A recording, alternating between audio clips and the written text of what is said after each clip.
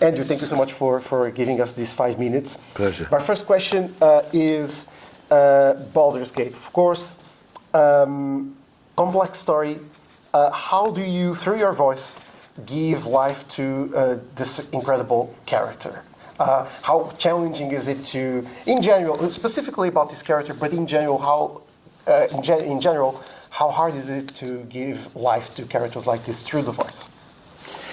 The way I approach voicing characters in games, and Raphael specifically, is really to approach him as I would do any character in any other, in theatre. Raphael is nothing if not theatrical. And I approached him in a way as if I were playing a role in a, 17th century Jacobean play. Because he's also part of that tradition that comes from the 17th century, Milton's Paradise Lost.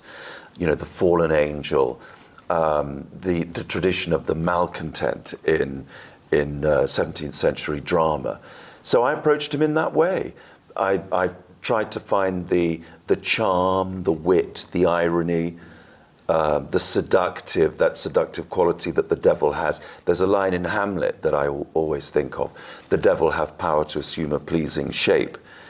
So that's how I approached Raphael. He was the seductor in the Garden of Eden, and so really I went for Raphael's charm, an effortless sort of charm, effortless charm, but also you've got just the glimpse of the menace, the danger, the power that he can unleash. You have to sense that, and I love that. Those are the most interesting characters to play in a way. The villains, because you can walk that tightrope.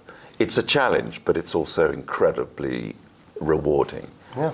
To play that. Yeah, absolutely. And video games, they were always like this, and they had always complex stories. But these days, it became more cinematic. The resources are different. For an actor, how do you see this media power that is video games for the future of acting? Is it something that you believe are going to be more an interesting field for actors to dedicate their craft to? I think increasingly games are something that it's impossible for actors to ignore. It's hard to say. There are different parts of they all overlap. So theatre and games, radio, television.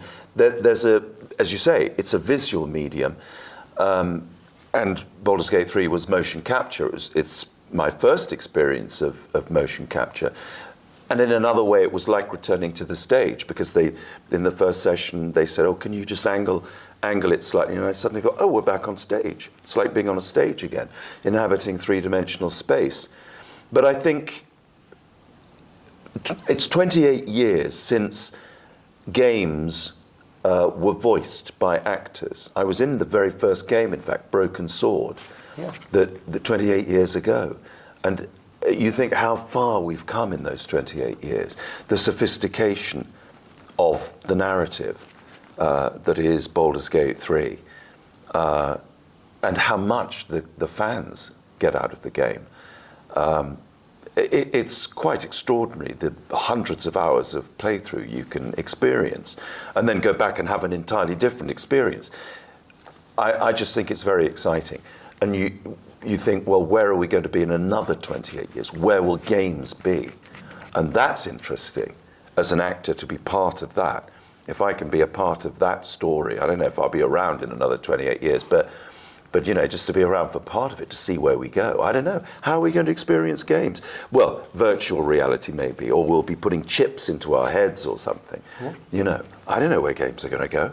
But that's the industry where probably the most development is going to be. When you were speaking about the audience, we know there's a big difference between the audience for theater, the audience for film, for TV. How do you describe the audience for video games?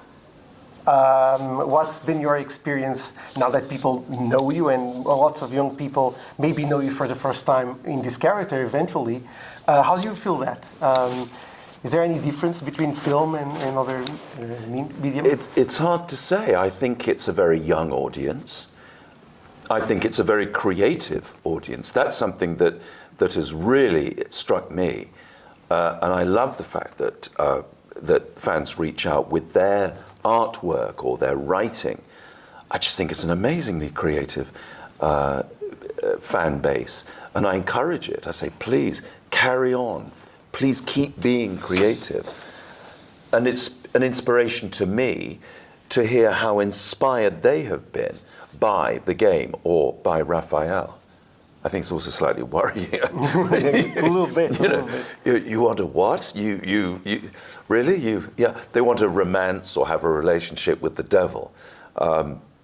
But this is all about the imaginary world. This is about fantasy.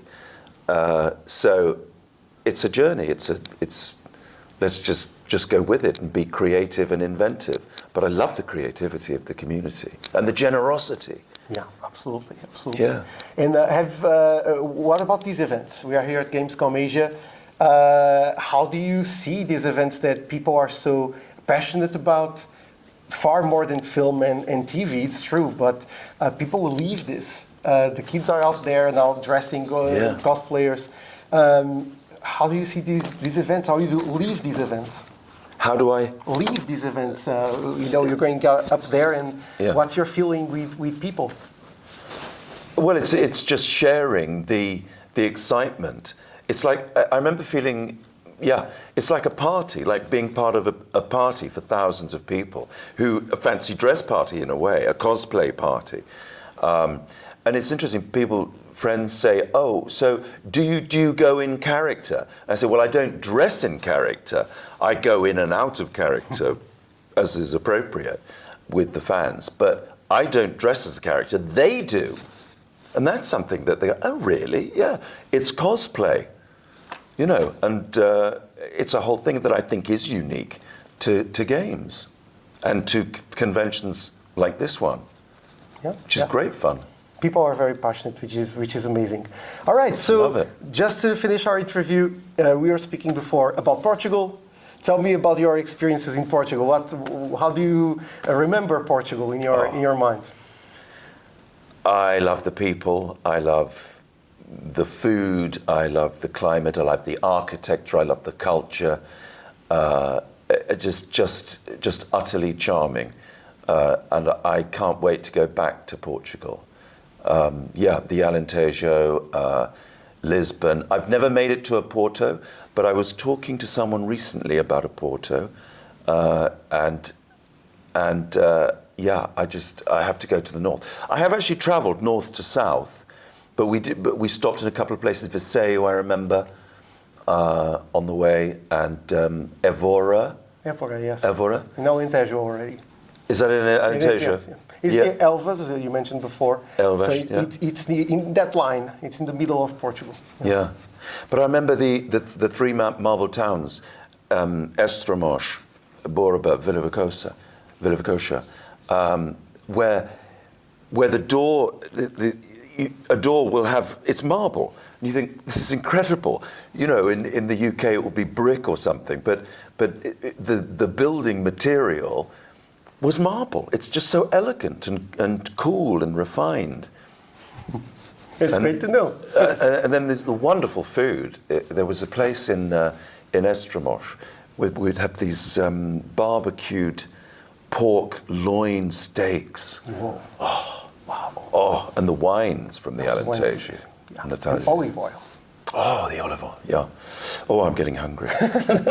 Andrew, thank you so much for your time. Thank you, it's been lovely, Bernardo. Thank you very much.